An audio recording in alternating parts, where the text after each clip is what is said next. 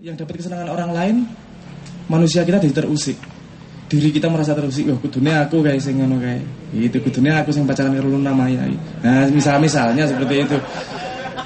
Itu kalau enggak, jadi maksudnya cuma infotainment ngono Pak. Ini kan komunitas dewasa. Jadi seperti itu, saya mencari sebenarnya manusianya itu di mana sih? Kenapa kita selalu punya alasan untuk iri, selalu punya alasan untuk ribut dengan orang lain, selalu punya alasan untuk mencari perbedaan dan segala macamnya. Padahal kayak Kanjeng di situ mau sama orang kaya, mau sama diplomat, mau sama anak kecil itu juga nyambung-nyambung dan tertawanya sama-sama tertawa lepas juga. Dan Pak Nevi tetap cuek-cuek juga seperti di situ tadi, nggak ada bedanya juga. Tapi ternyata justru itu yang menjadi kekuatan utamanya, menjadi manusianya. Dan saya ingat selama ini saya lupa manusia saya ada di mana. Saya mendefinisikan saya sebagai manusia itu pada apa? Apakah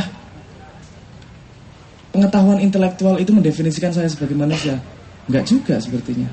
Apakah agama saya mendefinisikan saya sebagai manusia? Enggak juga ternyata. Terus kemudian saya terinspirasi untuk bikin lagu.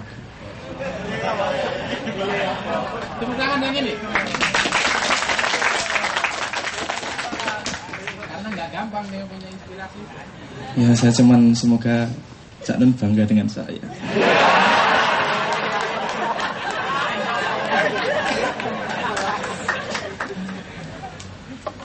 Ojo anggap promo ya, ini cerita ya bocoran lah.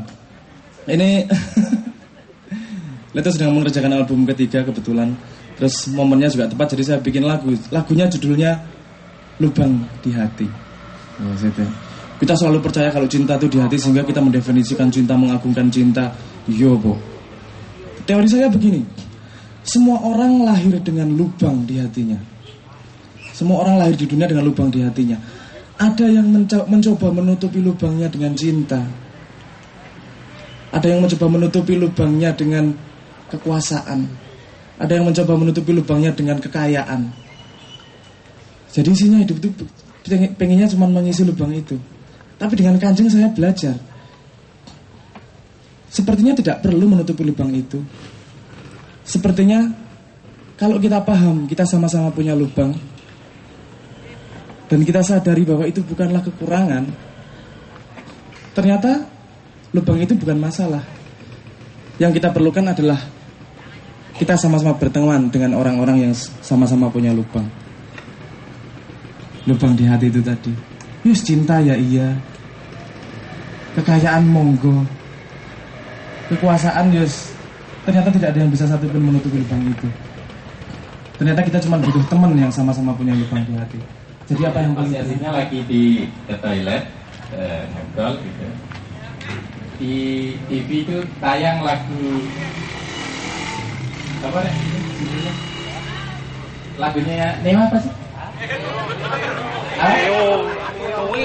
Apa? Judulnya apa? Mas. Dudu iki. Apa sing biasa? Sebelum Cahaya. Dengar lewat gitu. Iya. Dia komentar.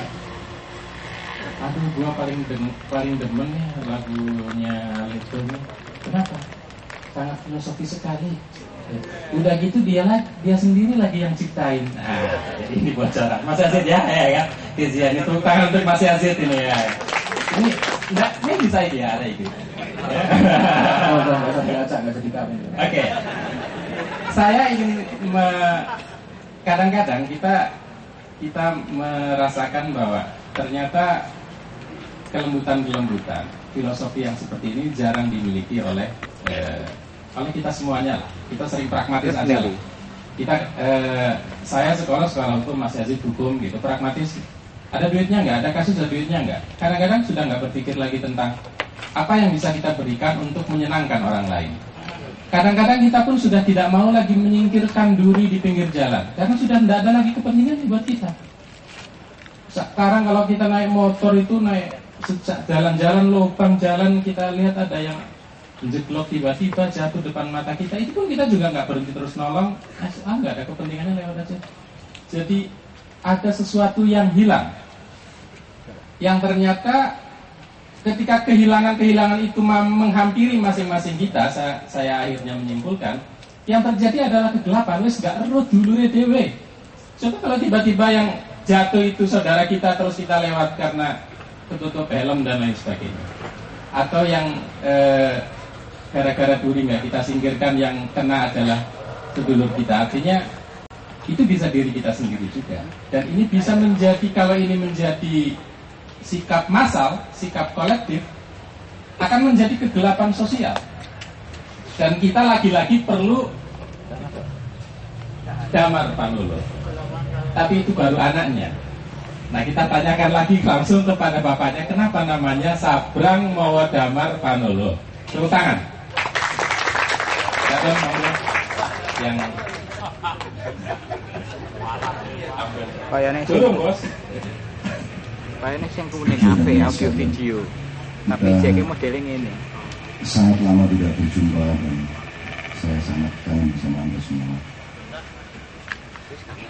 Dan tidak berjumpanya kita itu sebenarnya disebabkan oleh hal-hal yang sangat menyedihkan mengenai Indonesia. Tapi setelah saya alami sekian lama, saya bersyukur atas semua kesedihan itu. Bahkan saya berterima kasih kepada Allah, berterima kasih kepada semua bangsa Indonesia yang telah memberi saya kesedihan-kesedihan itu. Karena meskipun nanti beberapa bulan lagi kita akan mengalami apa yang para ekonom menyebut depresi ekonomi, jadi lebih daripada resesi ekonomi. Tolong di rekap lagi oleh para teman-teman yang mengetahui masalah ini. Itu semua adalah hal yang dalam cara berpikir melingkar yang saya pakai akan sampai kepada rasa syukur juga.